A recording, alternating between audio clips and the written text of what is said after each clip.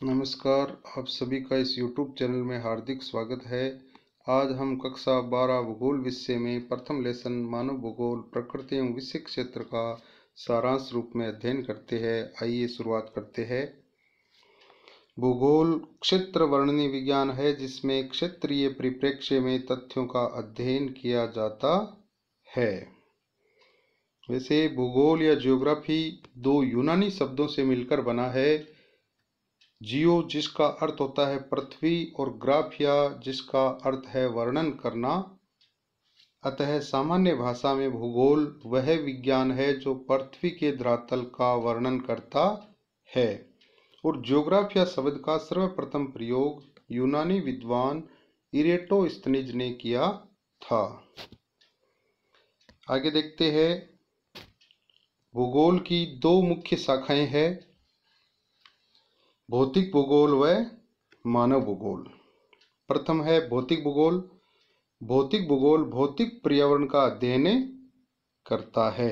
भौतिक पर्यावरण में ऊंचाई, संरचना, जलवायु, मिट्टी, वनस्पति आदि सभी आते हैं। आगे देखते हैं भूगोल की दूसरी शाखा मानव भूगोल। मानव भूगोल भूगोल की वह शाखा है जिसमें मानवीय क्रियाओं और वातावरण के पारस्परिक संबंधों का अध्ययन किया जाता है।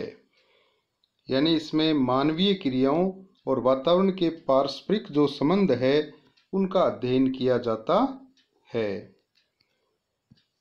आगे देखते हैं मानव भूगोल की प्रमुख विद्वानों द्वारा दी गई परिभाषाएं। प्रथम है जर्मन भूगोलवेत्ता फ्रेडरिक रेटजेल के अनुसार जो परिभाषा है, मानव भूगोल मानव समाजों और धरातल के बीच संबंधों का संश्लेषित अध्ययन है। ये परिभाषा जर्मन भूगोलवेत्ता फ्रेडरिक रेटजेल ने दी है।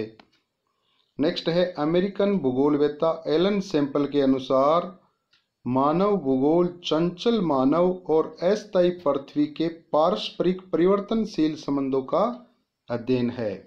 यानी एलन सैंपल के अनुसार मानव भूगोल चंचल मानव यानी मनुष्य है वो क्रियाशील प्राणी है, और जो अस्थायी पृथ्वी है उनके यानी जो पारस्परिक जो परिवर्तनशील संबंधों का अध्ययन है। यानी बीच में जो संबंध है मनुष्य के और पृथ्वी के, ये संबंध है वो परिवर्तनशील है, इनका अध्ययन है। फिर है डिकेन और पिट्स ने मानव भूगोल में मानव और उसके कार्यों को समाविष्ट किया है। यानी डिकेन और पिट्स के अनुसार मानव भूगोल में मानव और उसके कार्य समाविष्ट है। आगे देखते हैं मानव भूगोल का प्रादुर्भाव और विकास मुख्यतः 18वीं शताब्दी से माना जाता है। किस शताब्दी से माना जाता है? 18वीं शताब्दी। एंथ्रोपोजियोग्राफी फ्रेडरिक रेटजेल की प्रमुख पुस्तक है। काफी इंपॉर्टेंट है कि एंथ्रोपोजियोग्राफी किसकी पुस्तक है? ये फ्रेडरिक रेटजेल की प्रमुख पुस्तक है। और एलन सैंपल नीतिवाद की कट्टर समर्थक थी। किसकी कट्टर समर्थक थी? नीतिवाद। और नीतिवाद प्रकृति को ज्यादा महत्व देता है। आगे अपने पढ़ रहे विडाल डिलाब्लास एक प्रसिद्ध फ्रांसीसी मानव भूगोलवेत्ता थे जिन्होंने संभववाद की नींव रखी। तो संभववाद की नींव किसने रखी थी? विडाल डिलाब्लास, और ये फ्रांसीसी मानव भूगोलवेत्ता थे। आगे देखते हैं नवनीतिवाद के प्रवर्तक ग्रिफिथ टेलर थे। नवनीतिवाद के प्रवर्तक कौन थे? Griffith Taylor. आगे अपने पढ़ रहे नीतिवाद में प्रकृति व संभववाद में मानव को अधिक प्रभावी माना तथा 21वीं सदी के आरंभ में नवनीतिवाद के अनुसार दोनों यानी प्रकृति एवं मानव के पारस्परिक संबंधों में सामंजस्य पर जोर दिया गया। यानी नीतिवाद में तो प्रकृति को ज्यादा महत्व दिया गया, मनुष्य को प्रकृति का दास माना गया, और संभववाद में मनुष्य को ज्यादा या मानव को ज्यादा प्रभावी माना। और नवनीतिवाद जो विचारधारा है उसके अनुसार दोनों यानी प्रकृति एवं मानव इनके पारस्परिक संबंधों में सामंजस्य पर जोर दिया गया। फिर नवनीतिवाद विचारधारा को रुको व जाओ के नाम से भी जाना जाता है। इम्पोर्टेंट यहाँ पर ये प्रश्न बन रहा है कि नवनीतिवाद विचारधारा को किस के नाम से भी जाना जाता है? रुको व जाओ के नाम से भी जाना जाता है। आगे है कि भूगोल का केंद्र बिंदु स्थान है। भूगोल का केंद्र बिंदु क्या है? स्थान, जिसमें कहाँ व क्यों जैसे महत्वपूर्ण प्रश्नों के उत्तर देने का प्रयास किया जाता है। पृथ्वी पर जो भी मानव निर्मित दृश्य दिखाई देते हैं उन सब का अध्ययन मानव भूगोल के अंतर्गत आता है। यानी पृथ्वी पर जो भी मानव निर्मित दृश्य दिखाई देते हैं उन सब का अध्ययन मानव भूगोल के अंतर्गत आता है। अतः विश्व की प्रकृति में मानवीय क्रियाकलाप केंद्रीय बिंदु है। यानी मनुष्य की क्रियाकलाप, मनुष्य के कार्य, मानवीय क्रियाकलापों का विकास कहाँ, कब हुआ, कैसे हुआ आदि प्रश्नों को भौगोलिक दृष्टिकोण से प्रस्तुत करना ही मानव भूगोल की प्रकृति को प्रकट करता है। आगे अपने देख रहे हैं मानव भूगोल के अंतर्गत विश्व क्षेत्र के मुख्य पहलू। पहला है जनसंख्या व उसकी क्षमता, फिर है प्रदेश के प्राकृतिक संसाधन, किसी भी प्रदेश के जो प्राकृतिक संसाधन है वो, सांस्कृतिक वातावरण वहाँ का, कालिक अनुक्रम यानी मानव समाज और उसके भौगोलिक संबंध है वो स्थिर नहीं है, समय के साथ साथ परिवर्तनशील रहे हैं। फिर है समायोजन व प्रादेशिक संगठन और दूसरे प्रदेशों से संबंध। आगे अपने देख रहे हैं हटिगटन ने मानव भूगोल के अध्ययन क्षेत्र को दो वर्गों में बांटा है, भौतिक दशाएं और मानवीय अनुक्रिया। यहाँ पर छोटा प्रश्न बन रहा है कि हटिगटन ने मानव भूगोल के अध्ययन क्षेत्र को किन दो वर्गों में बांटा है? तो भौतिक दशाएं और मानवीय अनुक्रिया। मानव भूगोल का विकास को 3 युगों में विभक्त किया जाता है जो निम्नानुसार है। नंबर 1 है प्राचीन काल।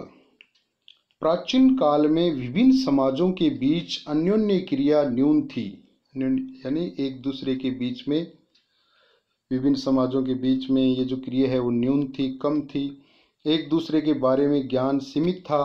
तकनीकी विकास का स्तर निम्न था, यानी टेक्नोलॉजी का विकास नहीं हुआ था इतना, तथा चारों तरफ प्राकृतिक वातावरण की छाप थी। भारत, चीन, मिस्र, यूनान और रोम की प्राचीन सभ्यताओं के लोग प्राकृतिक शक्तियों के प्रभाव को मानते थे। वेदों में सूर्य, वायु, अग्नि, जल, वर्षा आदि प्राकृतिक तत्वों को देवता मानकर पूजा अर्चना की जाती थी, यानी हमारे वेदों में। यूनानी दार्शनिक थेल्स व एनेक्सीमेंडर ने जलवायु, वनस्पति व मानव समाजों का वर्णन किया। फिर है अरस्तु ने वातावरण के प्रभाव की वजह से ठंडे प्रदेशों के मानव को बहादुर परंतु चिंतन में कमजोर बताया। यानी अरस्तु ने वातावरण के प्रभाव की वजह से बताया कि ठंडे प्रदेशों के जो मानव है वो बहादुर होते हैं परंतु चिंतन में कमजोर होते हैं, जबकि एशिया के लोगों को सुस्त पर चिंतनशील बताया कि एशिया के लोग, यहाँ पर गर्मी पड़ती है तो यहाँ के लोग जो है वो सुस्त है और चिंतनशील है, ऐसा इन्होंने बताया। इतिहासकार हेरोडोटस ने घुमक्कड़ जातियों तथा स्थायी कृषक जातियों के जीवन पर वातावरण के प्रभाव का उल्लेख किया। फिर हिकेटियस ने विश्व के बारे में उपलब्ध भौगोलिक ज्ञान को व्यवस्थित रूप में रखने के कारण उन्हें भूगोल का जनक कहा जाता है। काफ़ी इंपॉर्टेंट है ये कि भूगोल का जनक किसे कहा जाता है? हिकेटियस को कहा जाता है। क्यों कहा जाता है? क्योंकि उन्होंने विश्व के बारे में उपलब्ध जो भौगोलिक ज्ञान है उसको व्यवस्थित रूप में रखा। आगे है नंबर 2 है मध्यकाल। इस काल में नौचालन यानी नौकाएं आदि का विकास होने से, एक दूसरे देश में जाने से, खोजें आदि होने से देशों के लोगों का आपस में परिचय हुआ तथा मिथक व रहस्य खुलने लगे। यानी नौचालन का विकास होने से, समुद्री मार्ग से एक देश से दूसरे देश में जाना हुआ, विभिन्न प्रकार की खोजें हुई, तो इससे विभिन्न देशों के लोग हैं उनका आपस में परिचय हुआ। जो विभिन्न प्रकार के मिथक जो बातें थी वो दूर होने लगी और रहस्य खुलने लगे। उपनिवेशीकरण, उपनिवेशीकरण यानी किसी देश के द्वारा दूसरे देश के ऊपर शासन करना, उस देश को अपने अधीन करना, और व्यापारिक रुचियां, व्यापार करने के उद्देश्य से दूसरे देशों में जाने के कारण विश्व के अन्य क्षेत्रों के बारे में विस्तृत ज्ञान हुआ। मत ये था कि सभी प्रदेश पूर्ण इकाई व पृथ्वी के भाग है। इस प्रदेशों की समझ पृथ्वी को पूर्ण रूप में समझने में सहायता करेगी। फिर अपने देख रहे हैं नंबर 3 है आधुनिक काल। इस काल की शुरुआत जर्मन भूगोलवेत्ताओं हम्बोल्ट, रेटर, फ्रोबेल, पेसेल, रिश्तोफेन व रेटजेल ने की। फ्रांस में मानव भूगोल का सबसे अधिक विकास हुआ। किस देश में मानव भूगोल का सबसे अधिक विकास हुआ? फ्रांस में। Ratzel, Vidal de la Blache, Brunhes de Martonne, Demangeon व फेब्रे ने मानव भूगोल पर कई ग्रंथ लिखे, यानी कई ग्रंथ लिखे मानव भूगोल पर। अमेरिका व ग्रेट ब्रिटेन में भी मानव भूगोल का तेजी से विकास हुआ। अमेरिका में Ellen Semple, Huntington, Bowman, Carl Sauer, Griffith Taylor, Britain में हर्बर्टसन, मैकिंडर, रॉक्सबी तथा फ्लूअर ने मानव भूगोल के विकास में विशेष योगदान दिया। यानी इन विद्वानों के बारे में पूछा जा सकता है कि कौन से देश के कौन से विद्वान थे। और 20वीं सदी में मानव भूगोल का विकास सभी देशों में हुआ। यानी 20वीं सदी में मानव भूगोल का विकास लगभग सभी देशों में हुआ। इस काल के प्रारंभिक दौर में मानव वातावरण संबंधों का नीतिवादी, संभववादी व नव नीतिवादी विचारधाराओं के अनुसार अध्ययन किया गया। फिर 1930 के दशक में मानव भूगोल का विभाजन सांस्कृतिक भूगोल व आर्थिक भूगोल के रूप में हुआ। कब हुआ? 1930 के दशक में मानव भूगोल का विभाजन सांस्कृतिक भूगोल और आर्थिक भूगोल के रूप में हुआ। विशेषीकरण की बढ़ती प्रवृत्ति के कारण मानव भूगोल की अनेक उप शाखाओं जैसे राजनीतिक भूगोल, सामाजिक भूगोल, चिकित्सा भूगोल का उद्भव हुआ। यानी इन उप शाखाओं का उद्भव हुआ। फिर है रेटजेल को आधुनिक मानव भूगोल का संस्थापक कहा जाता है। ये भी काफी इंपॉर्टेंट प्रश्न बन रहा है कि रेटजेल को आधुनिक मानव भूगोल का संस्थापक कहा जाता है। धन्यवाद।